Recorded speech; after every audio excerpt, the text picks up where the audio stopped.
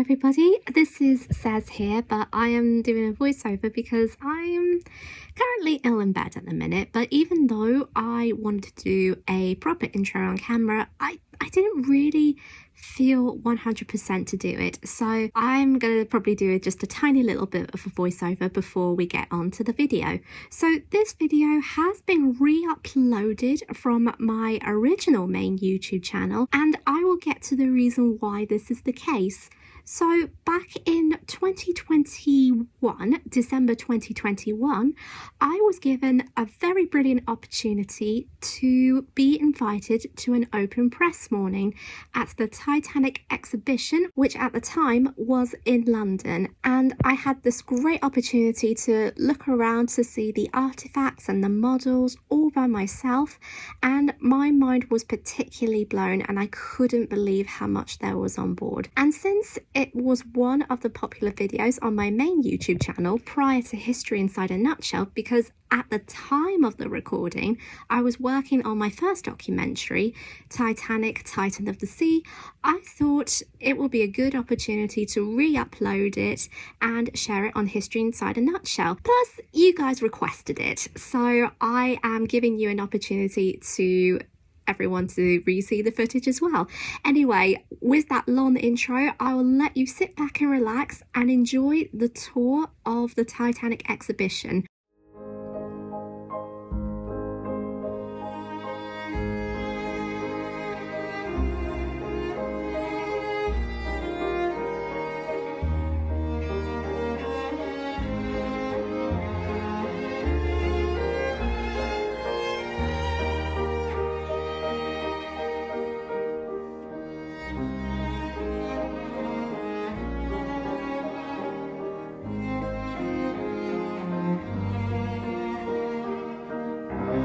As you can see, this is redesigned to look like you're boarding the Titanic. So over there you've got the gangway, you've got the suitcases, you've got the corridor to lead the way, and this is what will be like in 1912. Now this is very fascinating. This is the actual model of the Titanic. Someone constructed this. I don't know who, but it looks like it's... I don't know. No, I don't think you can see it clearly, but I don't know if it's in French or Swedish or Spanish. I don't really know. But as you can see, even though it's a little bit dark in the light, as you can see, there is a construction bit on the floor to make it look like it's the sea. And then over here with the Titanic, you've got all the little bits, all of the decks, and then you've got the flag and the crow's nest and the Titanic showing the American flag. It's got the start side or the port side, but there's the decks just along here, and all you can see is the lifeboats. And as you can see, there's not many lifeboats here.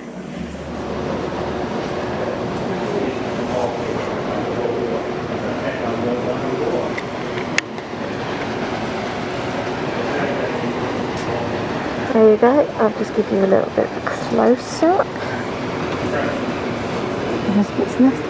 So that's the crow's nest just here. I don't know if you can see that properly. There we go.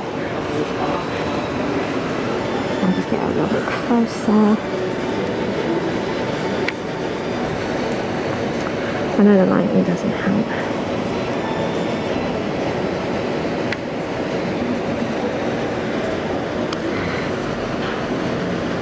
I think the only lighting that's really good is the actual swimming pool.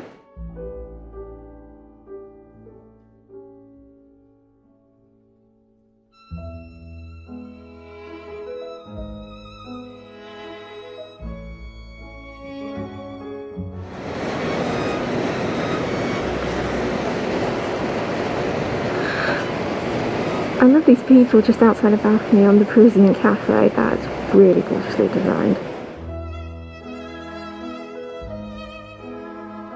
It feels like you're in a romantic early 20th century setting from a novel. I don't know why.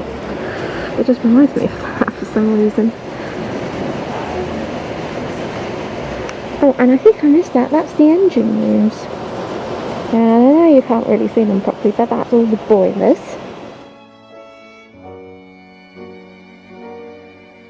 And that, I believe, that was portrayed in the movie, that is the third class promenade deck. Now, you didn't really get much of a view, and it was just like really crowded really, so all you got was nothing but walls. And then you got the people on the poop deck, just about here.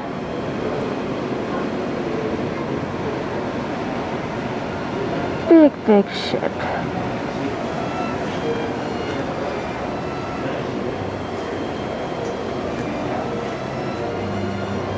And you see, if they did have enough lifeboats, because at the time the law requirement for the lifeboats was 16, and Lord Peary, sorry, Alexander Carlisle and then his nephew Thomas Andrews required to go over that.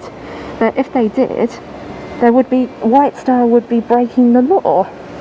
So the idea was to have just the 16 as required. However, they added 4 collapsible lifeboats, and as we all know, if they just left the 16, then more people could have died really. But breaking the law is something that's not going to harm anybody, because if they did add more and it would clutter the decks, more lives could have been saved.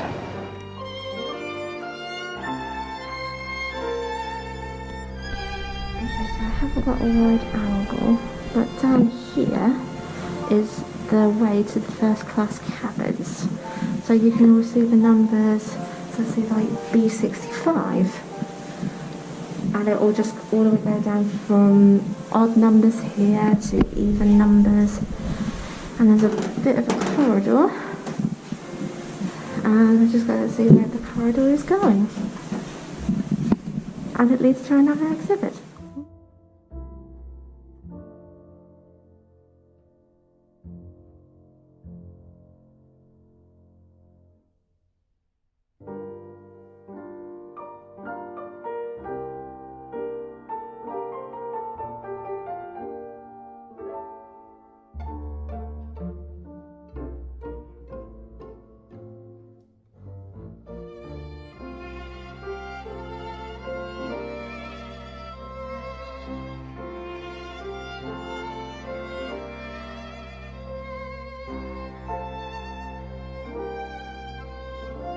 Well, I just realised that I missed one part of the exhibit where you can touch the iceberg. So I'm just about to do that, and I'm sorry if the camera angle is not just right. So let us see, let's touch the iceberg. Ooh! That is freezing cold! Okay, let's try again. Okay, it's too cold now. I'm not touching that again, that's for sure. I was going to use my GoPro for this area, but it was being such a pain in the neck at this area, so I thought I'll just record it on my phone. So we are on April 15th, 1912, and Mum and I just passed the iceberg area. But as we stepped into this part, the first thing we saw was the Marconi wireless room. And I wanted to film this footage for Tom Blinsky, who actually did a short film called The Last Signals, which shows the events in the eyes of Jack Phillips and Harold Bride. And as you can see in this room, there are loads of different technology equipment that was used in 1912 to send messages, and it was here where the famous CQD and SOS messages were sent as well. And this is the only known likeness of the Marconi wireless room, and that was based on Father Frank Brown's pictures that were taken days before the disaster. Now, there is no surviving radio at the moment, because the only radio, the Marconi wireless radio, that is, well, the only one that exists is down in the wreck of the Titanic. And there are talks about raising the radio from the wreck. But until then, we only just got replicas from Father Brown's photos. So, Tom, hopefully I got this right for you. If I don't, I need to do my research again. So, yeah, this is the Marconi Room.